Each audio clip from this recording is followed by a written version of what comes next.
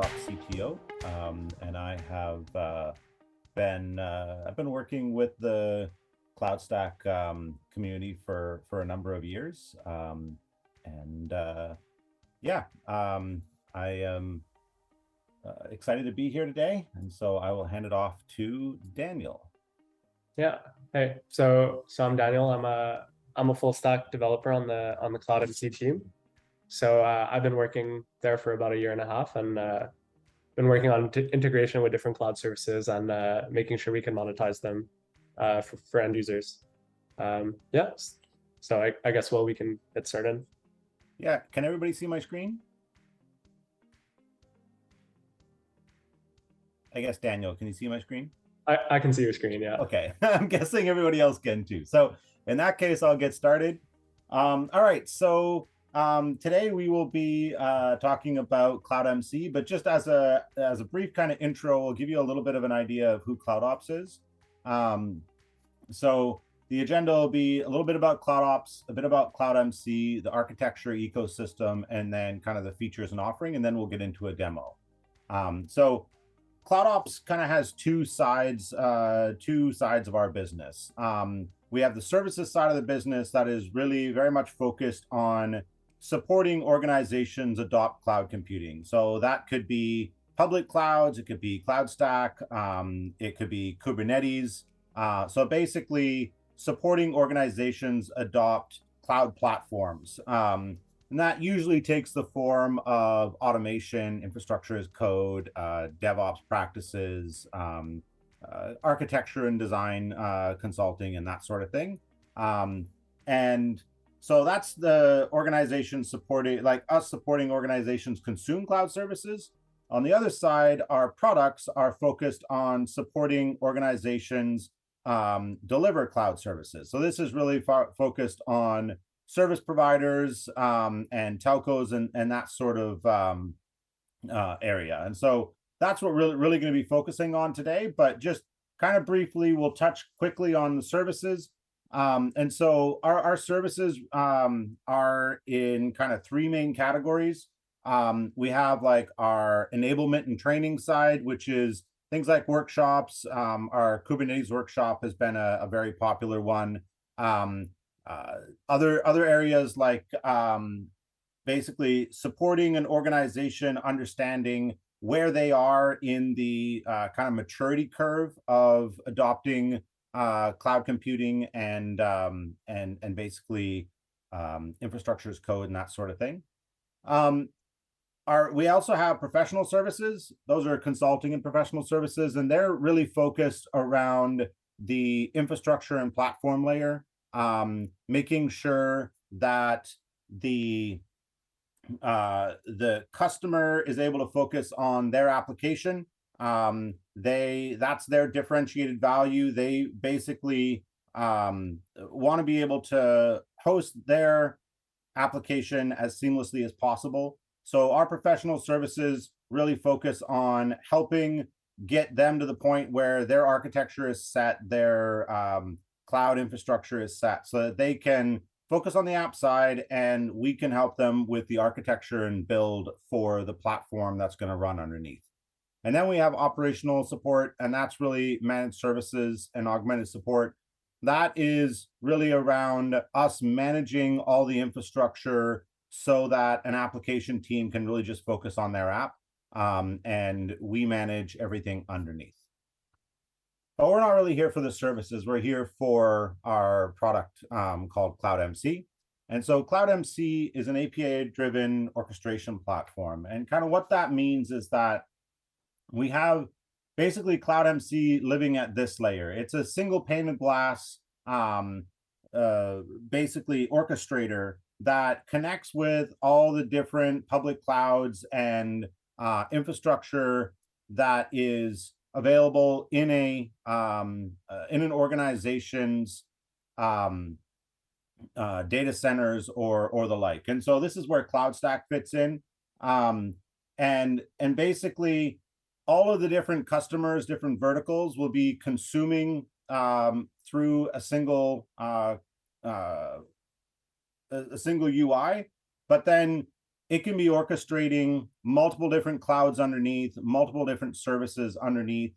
And to get a better sense of what that looks like, this kind of gives you an idea of a little bit of the architecture. So we have a lot of different service plugins, CloudStack being one of them. And essentially, those all integrate through our service orchestration plugin. So essentially what we have here is we have all the users at the top here, whether you're an operator, a reseller, end user, and they all connect and work through basically a single page web app. That is all backed by a REST API, and there's role-based access control that controls all of this. There's a number of authentication providers as well. We're not going to really get into that too much. For the most part, for this demonstration, we are going to be focusing on kind of the reporting and monetization squares here. But it's worth noting that we have a very rich multi-level, multi-tenant platform here that we can basically set up organizations as resellers, have other organizations under them with different pricing and that sort of thing. We also have the ability to have trials. So if a customer is interested in getting to see what it is that you have to offer, and don't really know if it's something that's going to fit their needs, you can give them a trial, and then you can promote that trial into a paid account later. So with that, I'm going to kind of give us a little bit of an idea of some of the different features that we're going to talk about today. This is very much a simplified list of all the features, but this is the stuff that we're going to focus primarily on in the demo. And so basically a lot to do with pricing and the catalogs, how your pricing evolves over time, the usage collection and things like a cost estimator, for example, so you can know how much you can expect to be charged at the end of the month, as well as a number of other features such as discounts and credits. Some of these things we're not going to get into, like credit card support and taxation. We're not going to get into for this demo. The features are here in the platform, and if you have more questions that you would like to ask, we can answer them. But we're not planning to cover too much in terms of the credit card support and location-aware taxation. So with that, I will hand it off for Dan to take over. So here I will stop sharing. Awesome. Thanks, Will.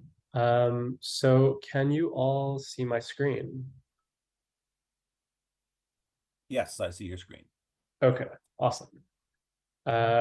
Cool. So I guess before we start, if it's easy for you guys in the audience to ask questions, feel free to interrupt and ask clarification, or if I'm going too fast and you need me to go over something again, feel free to interject, and I'll be happy to go over it again.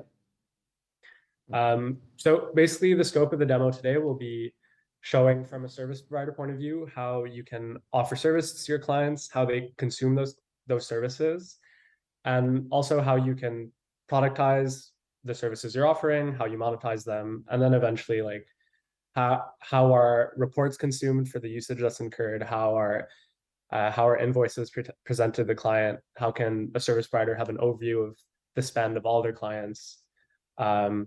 Yeah, so basically the overall management of usage consumption for your service and how that usage consumption is monetized. So before we start going to any different pages, I guess I just want to note that right now we're in a specified domain for a service provider. So this service provider has kind of control over the experience they offer their clients within this domain. So they're able to choose the different services that they want to offer to their clients. When I say services, I mean like different clouds that they want to offer. So today we'll be focusing on CloudStack. Otherwise, they can also choose to impose quotas on those services, make sure that no one client's provisioning more than they should be allowed to. They can configure how notifications are posted to their end users to maybe notify them of maintenance on the platform or ongoing changes that will happen. But today we're more focused on what services are offered and how are they monetized. So I will just navigate over here to the organizations tab and basically show you guys that within this domain right now, we have one service provider organization, which is the CloudStack Conference organization. And under them, they have a client called the conference demo. So as I mentioned earlier, the CloudStack Conference service provider, or reseller as we call them, will manage the experience of the conference demo org within this domain. So the first thing I want to show you guys, I'm just going to switch browsers to show you the point of view of the client. So in this browser, we're in the point of view of an administrator on the conference demo organization. I just want to show you that they have access to a CloudStack service. So this was, they were given access to this service by their service provider parent organization.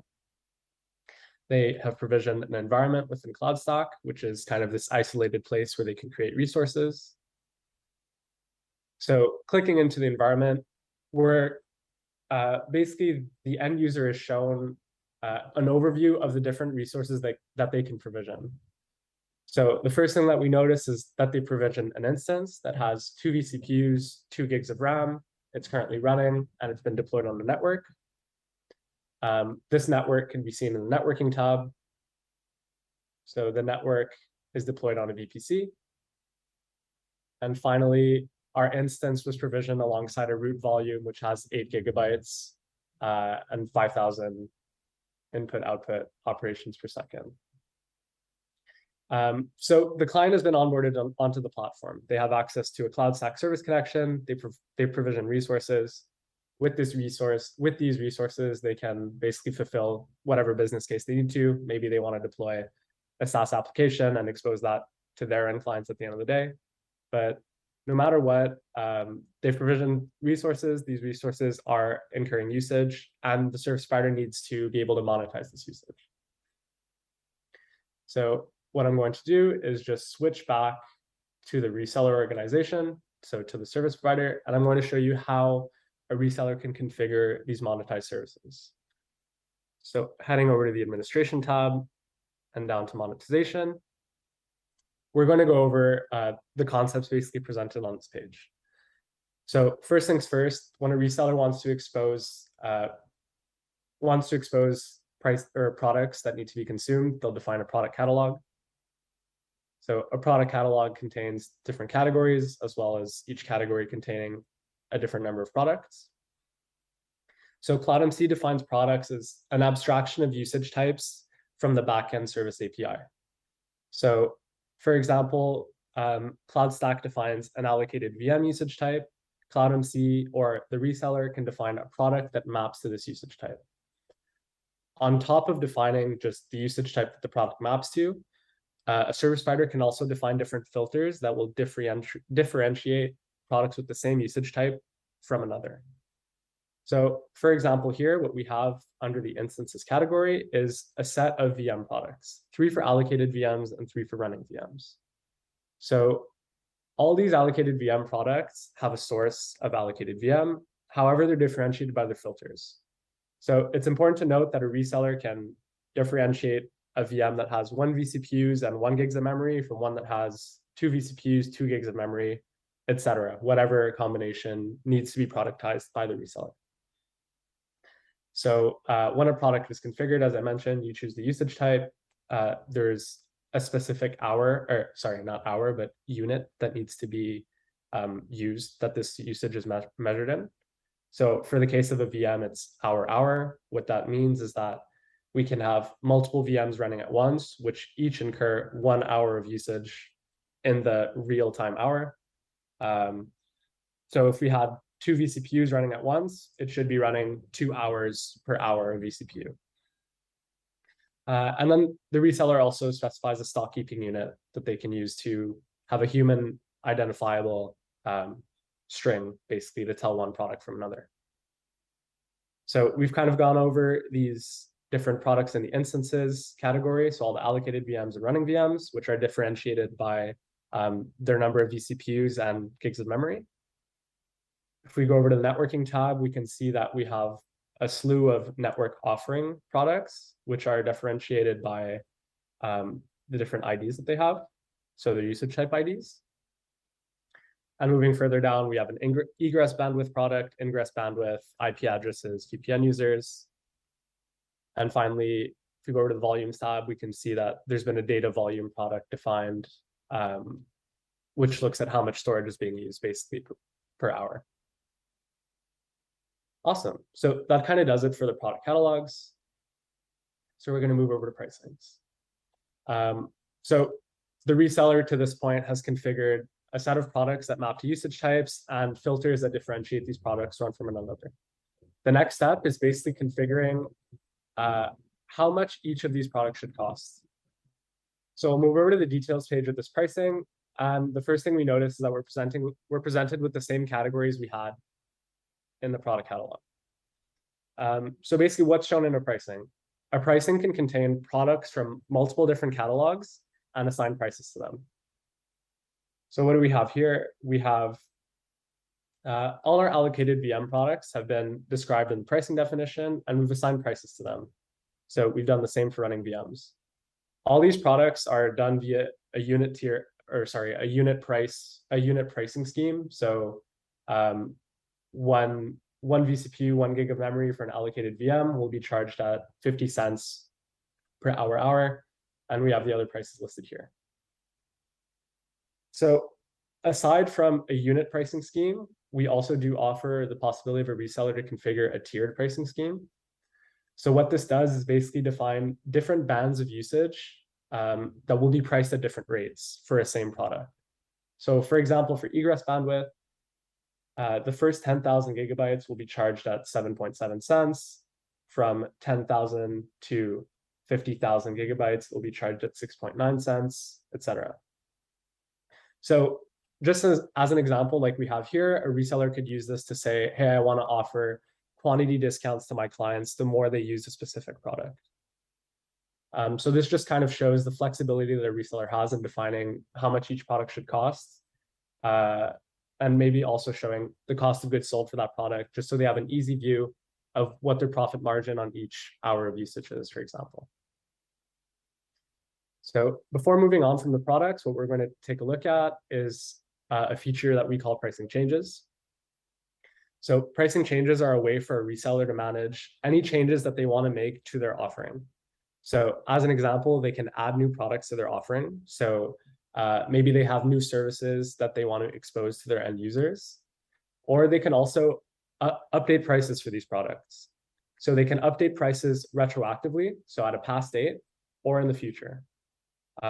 Any changes made retroactively will recompute usage that's been incurred, just to make sure that we preserve data accuracy in our reports and invoices.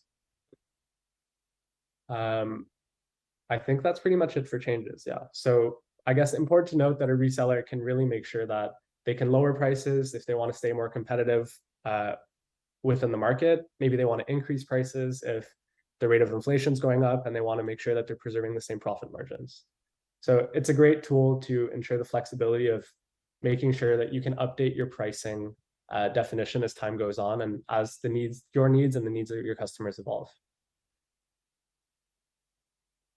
So the last thing we want to look at before moving on from this page are pricing packages. I'll just take a sip of water quick.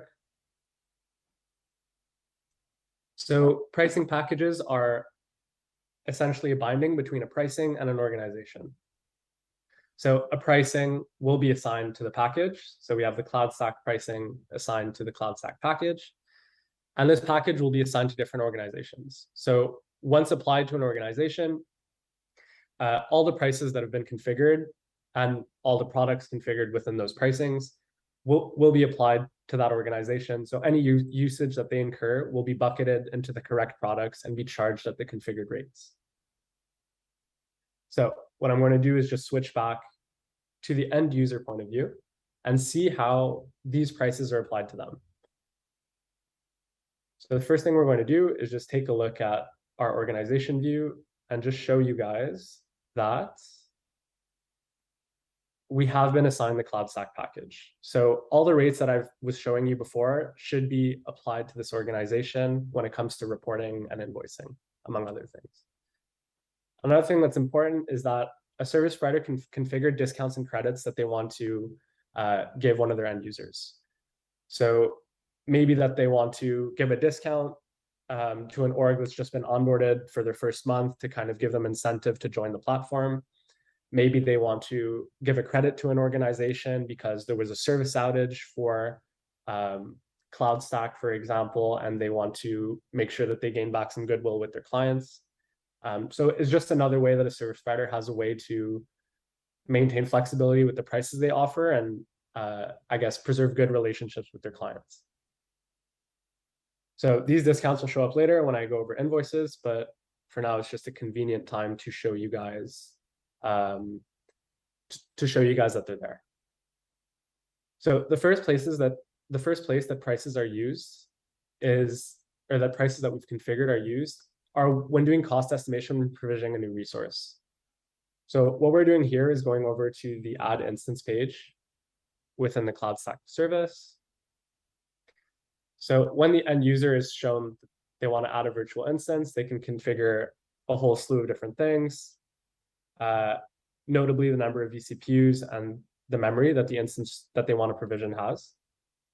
So we can see here on the side, we have a cost estimate that basically gives a preview of maybe the budget that an end user needs to allocate to the resource they want to provision.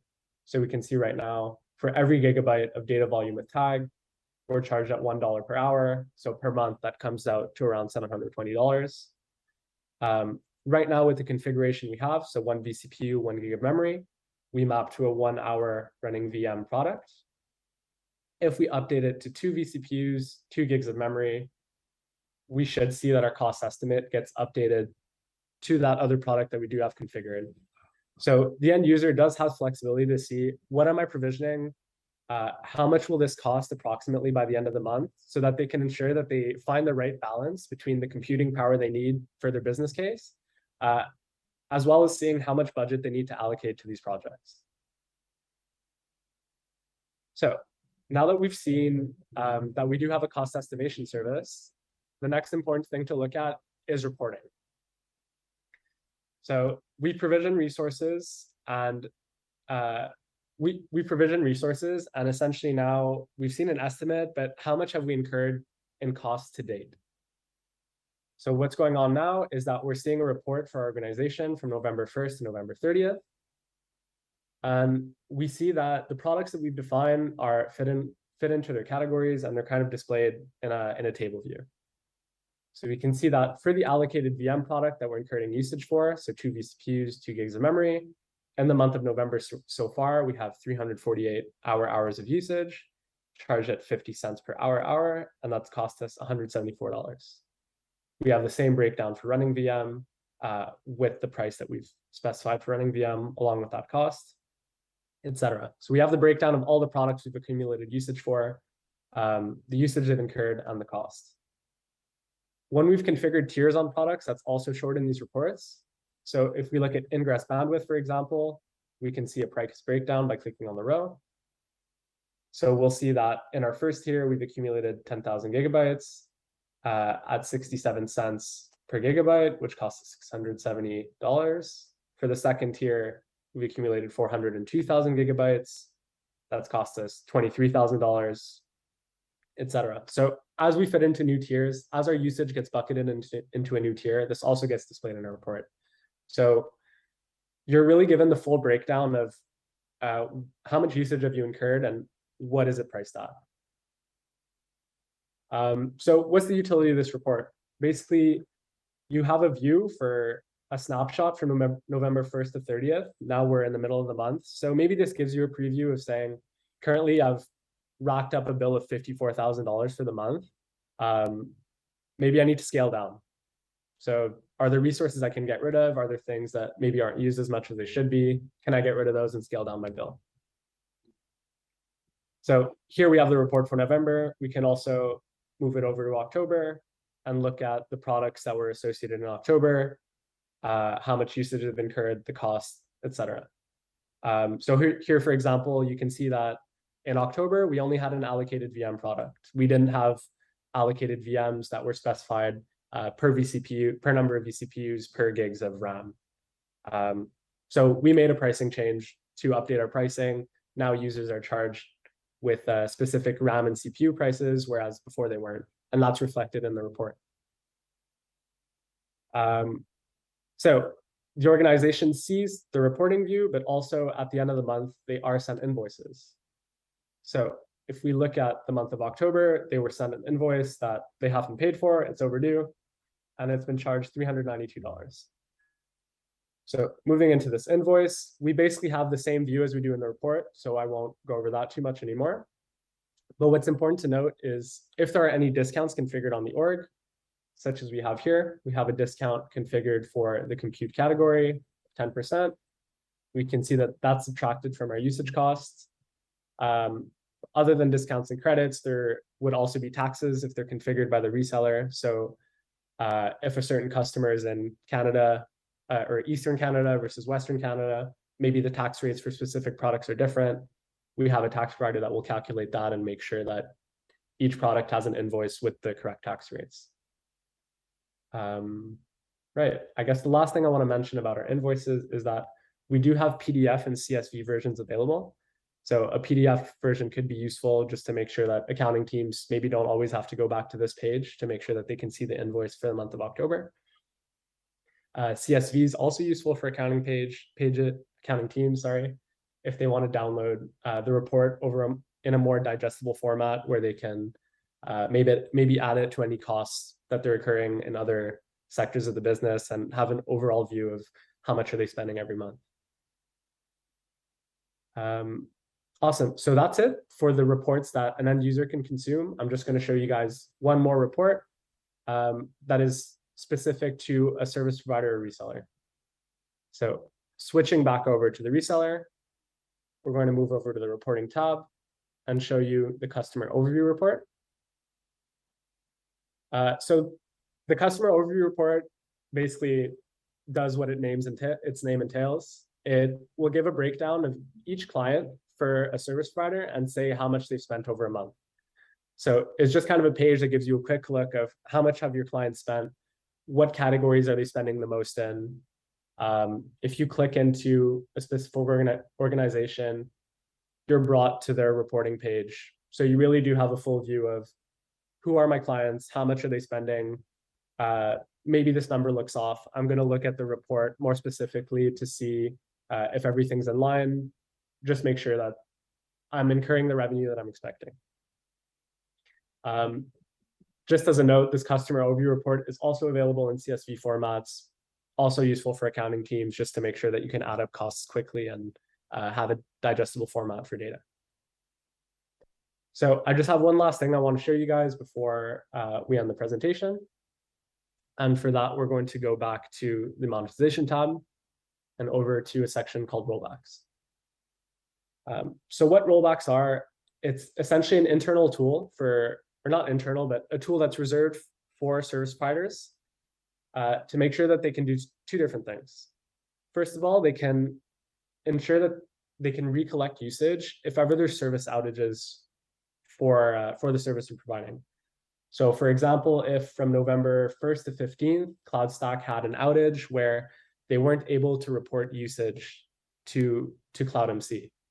So what we can do here is say, once the API is back up, we're going to run a recollect rollback from November 1st to 15th, or from November 1st on, and basically collect all that usage that we missed out on to make sure that our reports and invoices preserve their data integrity and report all the usage that we're expecting so that service providers basically incur the usage that incur the revenue that they're expecting, and service provider or end users are charged at what they're actually using. The second type of rollback that's important for resellers is a reprocess.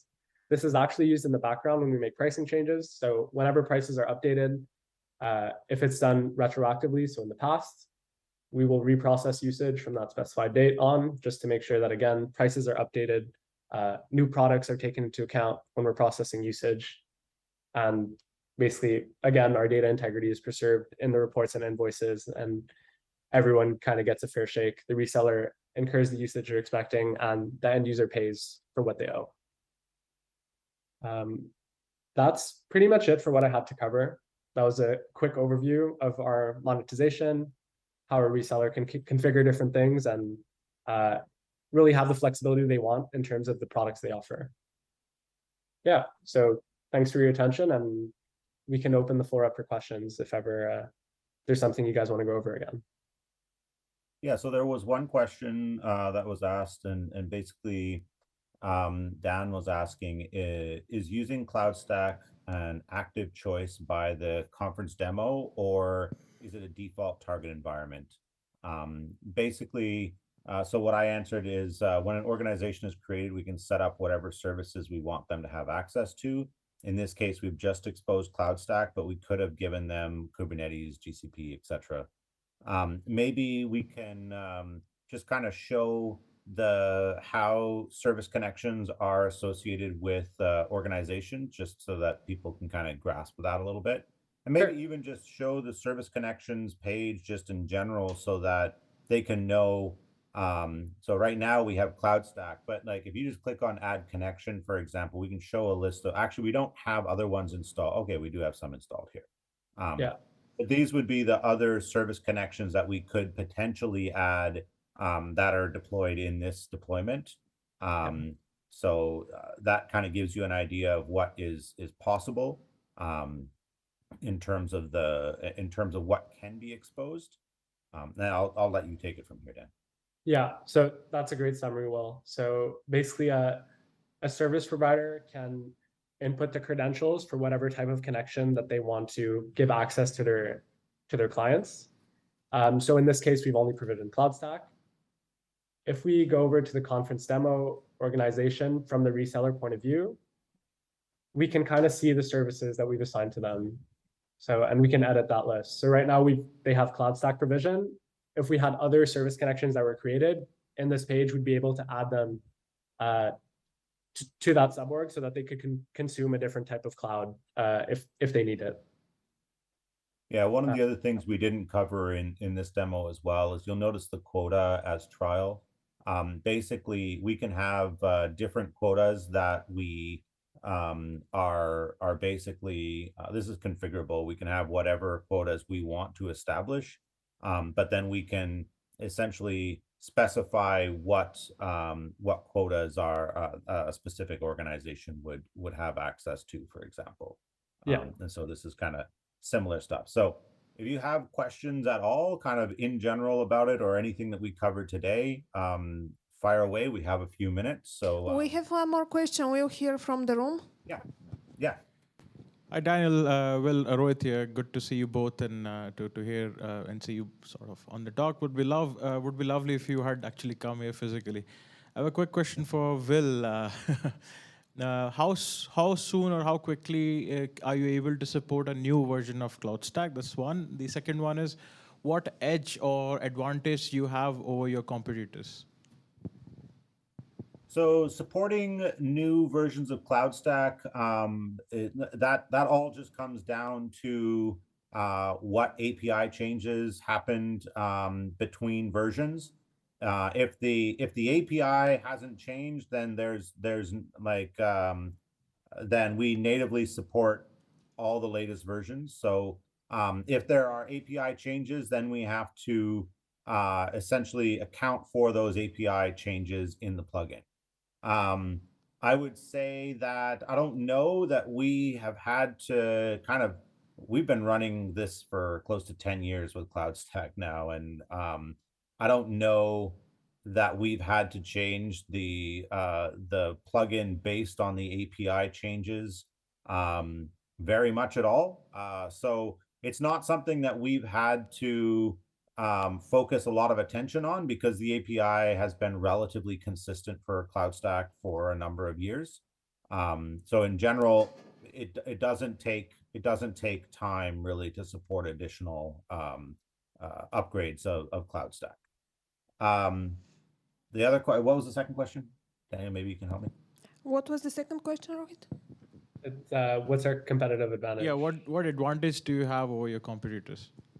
Yeah, so I guess one of the things is that it kind of depends on what you consider our competitors in a sense. We don't really think of the CMPs as a competitor because they don't really have the same level of functionality.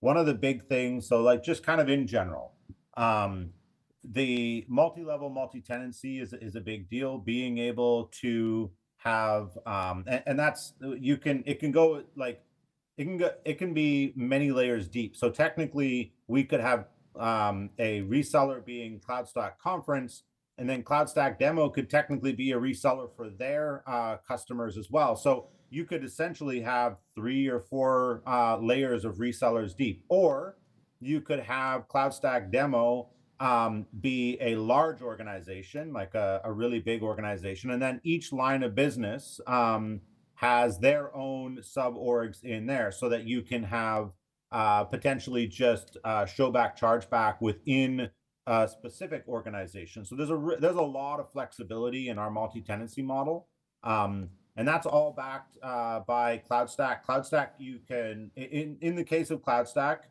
you can set up a tenant to be provisioned either using projects or just standard accounts. And it takes care of all of that provisioning on the back end in terms of there are some config settings and that sort of thing that allows you to essentially establish how you want an organization to be represented in CloudStack on the back end. And then we handle all of the organizational and user mapping between that.